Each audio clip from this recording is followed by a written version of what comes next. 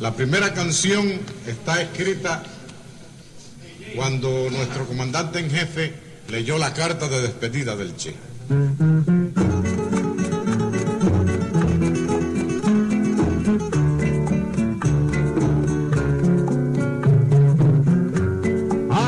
Aprendimos a quererte desde la histórica altura donde el sol de tu bravura le puso cerco a la muerte. Aquí se queda la clara, la entrañable transparencia de tu querida presencia, comandante Che Guevara.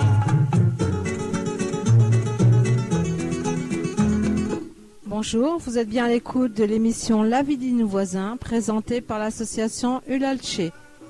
Au micro, Sylvie. Sobre la historia dispara cuando todo Santa Clara se despierta para verte. Aquí se queda la clara, la entrañable transparencia de tu querida presencia, comandante Che Guevara.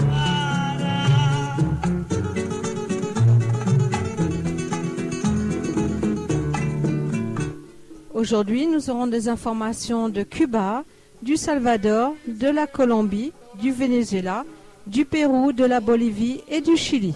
Primavera para plantar la bandera con la luz de tu sonrisa. Aquí se queda la clara, la entrañable transparencia de tu querida presencia, comandante Che Guevara.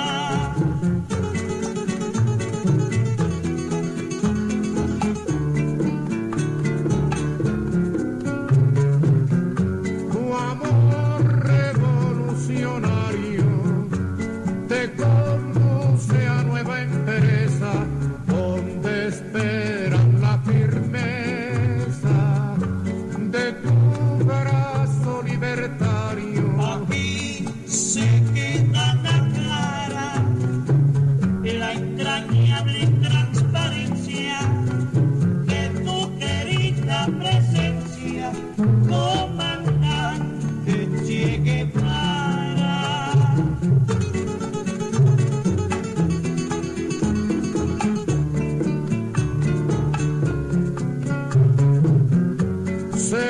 Seguiremos adelante como junto a ti seguimos y con Fidel te decimos hasta siempre, comandante. Aquí se queda la clara, la entrañable transparencia de tu querida presencia, comandante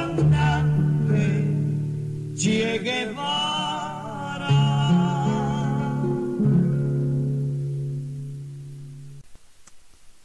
Cuba. Cuba se prononce à l'ONU pour un soutien systématique au développement de l'Afrique. Cuba a signalé à l'Assemblée générale des Nations unies qu'en plus de l'aide pour affronter l'épidémie d'Ebola, l'Afrique devrait faire l'objet d'un soutien systématique pour son développement. L'ambassadeur cubain auprès de l'ONU, Rodolfo Reyes, a précisé lors d'une réunion de mise à jour des États membres de la situation actuelle du virus Ebola qu'il était nécessaire de destiner des ressources matérielles et financières à l'Afrique afin d'obtenir son développement. Le diplomate cubain a mis en exergue la solidarité de son pays avec le continent.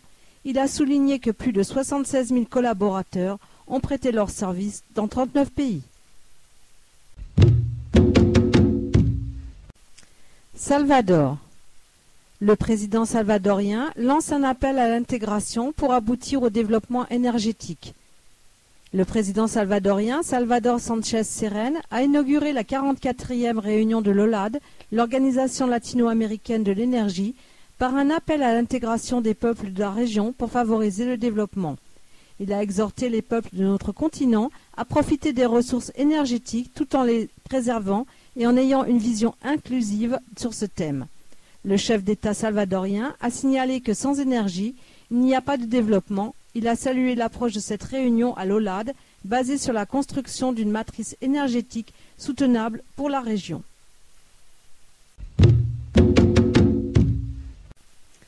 Colombie. Engagement mutuel contre la déforestation illégale en Amazonie avec le Pérou.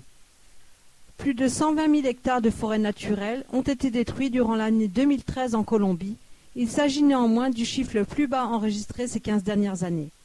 La région amazonienne est l'une des plus critiques. À elle seule, elle enregistre 57% de la déforestation nationale, des chiffres dévoilés dans un rapport officiel de l'IDEAM. Les zones critiques sont identifiées comme l'Amazonie, mais aussi la région andine avec un taux de 22%. Les zones de Caquetá, Meta et Antioquia réunissent à elles seules 52,7% de la déforestation nationale. Avec ce rapport annuel, nous pouvons identifier et prendre des décisions plus rapides contre les activités qui affectent la préservation des forêts, comme la coupe illégale et les activités minières clandestines, ou encore les activités agricoles et les incendies volontaires, a affirmé le ministre de l'Environnement, Gabriel Valleiro Lopez. Néanmoins, les engagements pris en faveur de la préservation de la selva semblent porter leurs fruits, puisque ce taux de déforestation est inférieur aux moyennes annuelles enregistrées ces 15 dernières années. Le ministre a ajouté que l'objectif principal était de limiter la déforestation en Amazonie, là même où les autorités doivent entreprendre un grand travail intersectoriel de concert avec la société civile, le secteur privé et le soutien de la communauté internationale. Il a souligné l'augmentation de la fragmentation de la forêt tropicale en Amazonie, qui joue une fonction de connectivité écologique entre les parcelles de bois naturelles et la cordillère orientale dans le parc national naturel La Macarena. Une grande partie de la déforestation est engendrée par les activités minières illégales, particulièrement dans les départements de Chocó, Antioquia, Vichada et Guanaya, où le gouvernement a entrepris un plan d'action immédiate impliquant les autorités environnementales et la police. Grâce à l'augmentation et à l'amélioration des capacités techniques et scientifiques de l'IDEAM, et pour la première fois dans l'histoire de l'observation forestière du pays, la Colombie compte sur un chiffre annuel de déforestation, a déclaré le fonctionnaire. Le rapport signale que les foyers de taille illégale se concentrent dans les zones clés pour la biodiversité du pays. Selon les statistiques officielles, entre 2000 et 2005, le pays sud-américain a enregistré un taux de déforestation de 315 000 hectares à l'année, un chiffre qui avait chuté à 238 000 hectares par an entre 2006 et 2010. Dans le cadre de l'initiative globale 2020, la Colombie cherche à restaurer les 20 millions d'hectares de forêt avant l'année 2020. Près de 100 millions de dollars ont été consacrés à des programmes de reboisement, principalement l'Amazonie, dont 64 millions de dollars ont été financés par la Norvège et l'Allemagne.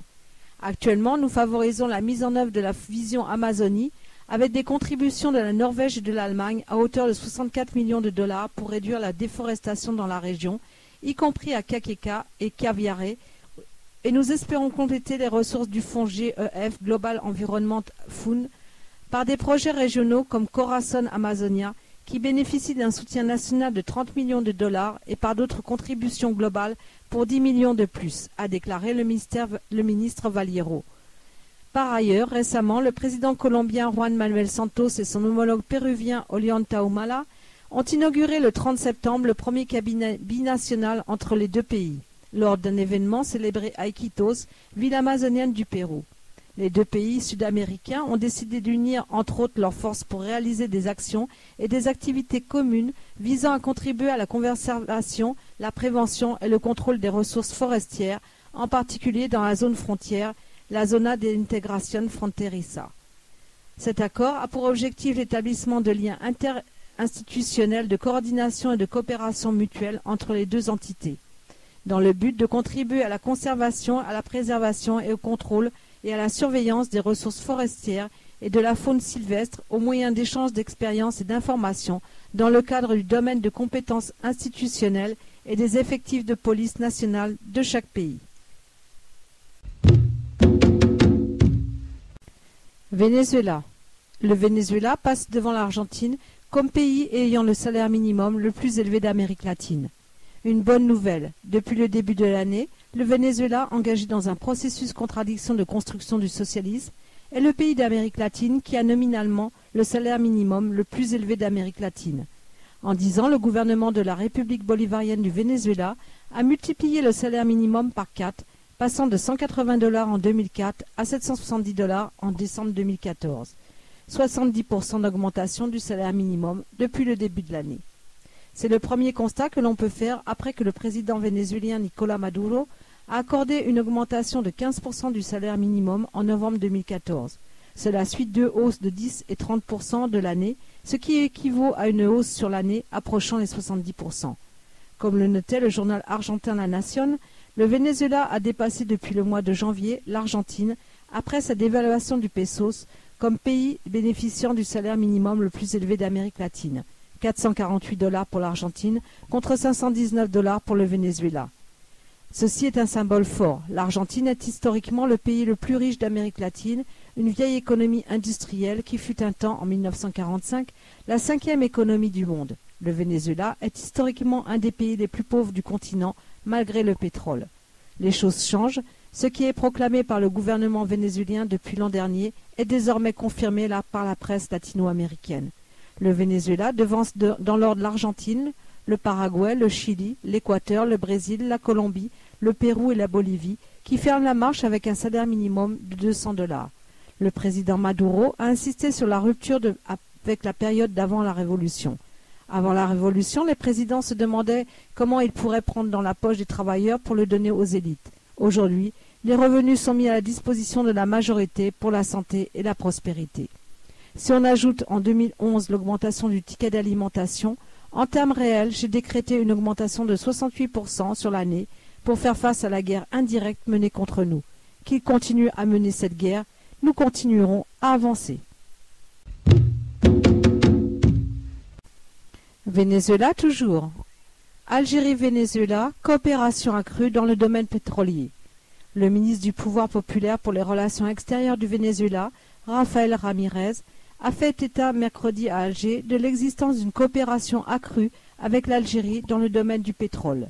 Le Venezuela et l'Algérie ont une coopération accrue dans le domaine du pétrole, a indiqué M. Ramirez à la presse à l'issue d'un entretien avec le président de la République, Abdelaziz Bouteflika. Nous avons évoqué le marché pétrolier international et réaffirmé notre position à défendre le prix du pétrole, a affirmé le ministre vénézuélien qui a fait ressortir une convergence de vues entre les deux pays à ce sujet. Le Venezuela, en tant que pays membre des pays exportateurs du pétrole, OPEP, coordonne ses positions avec les autres pays membres de cette organisation pour défendre un prix juste du pétrole, a-t-il ajouté. Le ministre vénézuélien a indiqué par ailleurs avoir transmis au président Bouteflika un message de son homologue vénézuélien Nicolás Maduro.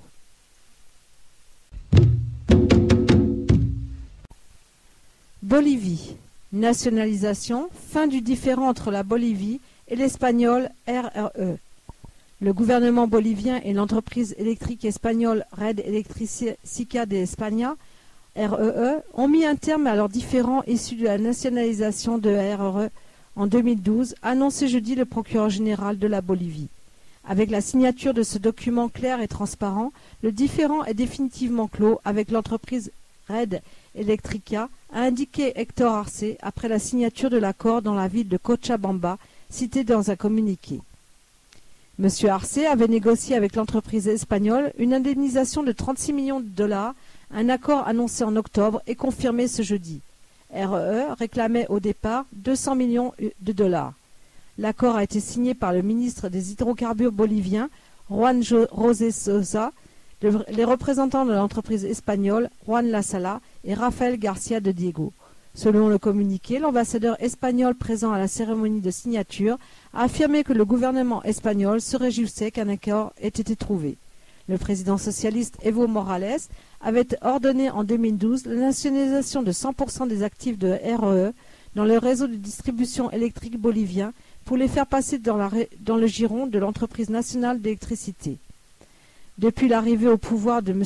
Morales en 2006, le gouvernement a nationalisé des entreprises hydroélectriques, les hydrocarbures, des compagnies de télécommunications électriques, des gestionnaires d'aéroports et des mines.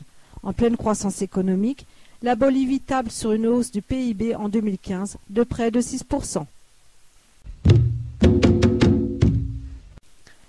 Pérou. Au Pérou, plus de 100 000 mineurs travaillent comme domestiques. Au Pérou, plus de 100 000 mineurs âgés de 5 à 17 ans travaillent comme domestiques. Une situation qui affecte leur droit à l'éducation, la santé et à la liberté, a mis en garde mercredi 19 novembre l'Organisation internationale du travail à Lima. Quelques 79% d'entre eux sont des filles, 21% des garçons. Une grande majorité de ces jeunes, 74%, sont adolescents entre 12 et 17 ans. Toutefois, 26% sont âgés de 6 à 11 ans, souligne l'OIT, dans un rapport publié dans le cadre d'une campagne visant à mettre fin à l'esclavage des enfants. La plupart des fillettes ou des adolescentes impliquées dans des travaux domestiques viennent de la campagne andine et travaillent dans les grandes villes côtières du pays, dont Lima, la capitale, où vit un Péruvien sur 3. Cette pratique est historiquement enracinée dans le pays, reconnaît la responsable de l'Organisation pour les pays andins, et de souligner que ces jeunes souvent exploités sont qualifiés d'employés invisibles. Cette campagne fait partie d'une initiative mondiale qui vise à prévenir et éradiquer l'esclavage des mineurs, alors que selon les organisations internationales, quelques 5,5 millions d'enfants et d'adolescents dans le monde travaillent dans des conditions d'esclavage. Elle a reçu le soutien de l'OIT, du ministre du Travail, du ministre de la Femme péruvien et de plusieurs organisations non gouvernementales. Chili. L'État chilien condamné à indemniser 30 prisonniers de la dictature Pinochet. Les victimes, dont des dirigeants politiques et des ministres du président socialiste déchu Salvador Allende, ont été arrêtés par des militaires après le coup d'État du 11 septembre 1973 et transférés sur cette île lointaine et aride dans le détroit de Magellan où le dictateur Augusto Pinochet avait fait construire un camp de concentration. Avec des températures au-dessous de zéro, les prisonniers vivaient dans des baraquements surpeuplés, étaient soumis aux travaux forcés. La décision de justice réaffirme que s'agissant de violation des droits de l'homme, la prescription réclamée par le Conseil de défense de l'État n'est pas applicable dans ce cas. Il ne fait aucun doute que les victimes de violations des droits fondamentaux, en particulier les personnes détenues illégalement sur une île au bout du monde, qui ont été maltraitées et qui ont vécu durant cette période dans l'angoisse et l'incertitude sur leur propre sort, ont souffert un préjudice moral incommensurable qui n'a pas besoin de preuves, car le bon sens, le plus élémentaire, suffit à cet effet, indique le communiqué. Le Chili a mis en place un large plan d'indemnisation des victimes de la dictature. La dictature du général Pinochet a fait plus de 3000 morts et disparus et 38 000 personnes ont été torturées selon des organismes de défense des droits de l'homme. Chili toujours. Michelle Bachelet évoque sa détention dans les geôles de Pinochet. La présidente socialiste, alors militante clandestine, a été arrêtée en 1975 par la police politique avec sa mère Angela Herria et détenue à la Villa Grimaldi, un centre de torture du régime militaire à Santiago. J'ai essentiellement souffert de tortures psychologiques et de quelques coups, mais ils ne m'ont pas mise sur le grill, une pratique consistant à infliger les chocs électriques à une victime attachée sur un sommier métallique, a confié Michelle Bachelet à la chaîne de télévision Chilevisión. Des milliers de personnes ont été détenues dans la Villa Grimaldi, dont 236 ont été exécutées ou sont toujours portées disparues. J'ai eu de la chance, comparé à tant d'autres, beaucoup sont morts, a-t-elle ajouté, habituellement très réservée sur ce sujet. Son père, le général Alberto Bachelet, a également été arrêté pour être resté fidèle au gouvernement du socialiste Salvador Allende, renversé en 1973. Le général Bachelet est mort sous la torture de ses propres subalternes en 1974. Sa fille et sa veuve ont pris le chemin de l'exil après leur libération. Au départ, j'éprouvais beaucoup de colère, une douleur infinie, a ajouté la présidente. J'étais indignée, je ne me serais jamais imaginé dialoguant avec des personnes avec lesquelles j'ai ensuite été capable de dialoguer, a poursuivi celle-ci, qui a été ministre de la Défense avant son premier mandat présidentiel. Madame Bachelet, aujourd'hui mère célibataire, a également évoqué son compagnon de l'époque du coup d'État, le dirigeant socialiste Jaime López Arellano, toujours porté disparu. J'aimerais bien savoir ce qui lui est vraiment arrivé, s'il a disparu, s'il est mort, s'il est ailleurs. Sa relation avec M. López Arellano l'a profondément marqué, notamment après qu'il est apparu qu'il avait visiblement dénoncé ses compagnons de lutte. Madame Bachelet a mentionné quelques-unes de ces versions. L'une dit qu'il aurait livré des noms sous la torture. Pourtant, il vivait chez des gens dont il n'a pas donné les noms, a-t-elle rappelé. D'autres gens disent qu'il a donné des noms parce que s'il ne le faisait pas, il viendrait à nous tuer, ma mère et moi, à l'étranger, a-t-elle poursuivi. Cela a été très éprouvant pour moi, car j'avais une haute idée du devoir, parce que j'étais jeune, et probablement quand on est jeune, tout est noir ou blanc, et je l'ai vécu comme une trahison personnelle et à la cause. S'est souvenue la présidente, dont les biographes soulignent la difficulté de celle-ci à accorder sa confiance.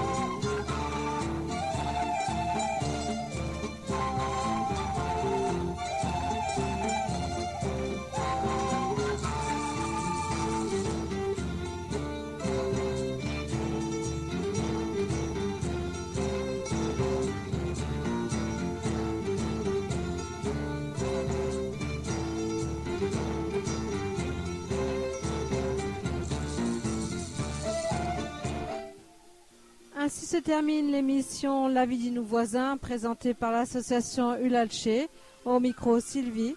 Je vous souhaite de passer une très bonne fin de journée. À bientôt.